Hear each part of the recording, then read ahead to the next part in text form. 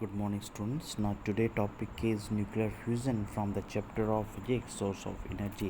Students previous class में हमने पढ़ा था न्यूक्लियर फ्यूज़न के बारे में, तो आज हम पढ़ेंगे न्यूक्लियर फ्यूज़न। तो बात करते हैं कि न्यूक्लियर फ्यूज़न होता क्या है। When two nuclei of light elements like hydrogen combine to form heavy nuclei like helium and tremendous amount of energy is released is called nuclear fusion. Very high temperature and pressure is needed for fusion. Nuclear fusion is the source of energy in the sun and the other stars. क्या होता है nuclear fusion कि student जब भी हम दो nuclei किसी light elements like hydrogen को कंबाइन करें और एक heavy nucleus like helium form हो जाए और इसके दौरान बहुत ज़्यादा अमाउंट में एनर्जी रिलीज़ होती है, तो इस रिएक्शन या इस प्रोसेस को हम न्यूक्लियर फ्यूज़न कहते हैं। और इसके लिए बहुत ज़्यादा हाई टेम्परेचर एंड प्रेशर की रिक्वायरमेंट होती है। सन या स्टार्स में इस तरह की एनर्जी पाई जाती है।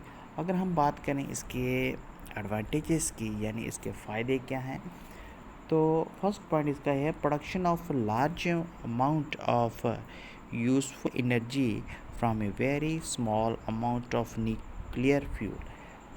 फर्स्ट पॉइंट इसका ये कहता है कि इसमें हम बहुत ज़्यादा अमाउंट में एनर्जी को प्रोड्यूस कर सकते हैं with the help of small amount of nuclear fuel की मदद से बहुत ज़्यादा अमाउंट में हम एनर्जी को प्रोड्यूस कर सकते हैं। इसका ये फर्स्ट पॉइंट है।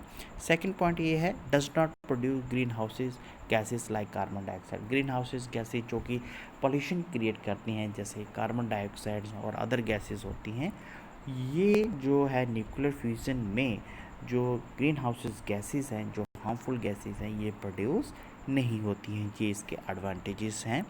अगर हम बात करें इसके लिमिटेशन की, यहाँ पे लिमिटेशन है। Limitation of nuclear fusion. Nuclear limitation में इसकी खामियाँ, इसकी क्या क्या खामियाँ हैं, तो अगर हम बात करें first point risk of accidental leakage of harmful radiations, high cost of installation, limited ability of nuclear fuel. तो फर्स्ट पॉइंट है risk of accidental leakage of harmful. Students अगर इसकी लीकेज हो जाए तो ये बहुत ही ज़्यादा हार्मफुल हो सकता है, क्योंकि इसके लीकेज से बहुत हार्मफुल रेडिएशन प्रोड्यूस हो सकती हैं और वो बहुत ज़्यादा नुकसान कर सकती हैं। तो फर्स्ट पॉइंट इसका ये है, इसका ड्रॉबैक या लिमिटेशन कह सकते हैं।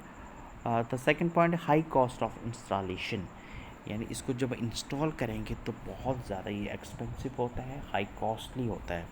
The third point is limited availability of nuclear fuel. जो इसका जो न्यूक्लियर है फ्यूल है वो लिमिटेड अवेलेबल है, यानी वो ज़्यादा अमाउंट में हम इसका इस्तेमाल नहीं कर सकते। ये बहुत ही लिमिटेड अमाउंट है, कह सकते हैं लिमिटेड, यानी कम क्वांटिटी में है और इसलिए इसको हम लिमिटेड कहा जाता है। तो ये था आपका स्टूडेंट छोटा सा टॉपिक न्यूक्लियर फ्यूज़न का। आई होप कि आपको समझ आया होगा। तो आज के लिए हम इतना ही रखेंगे।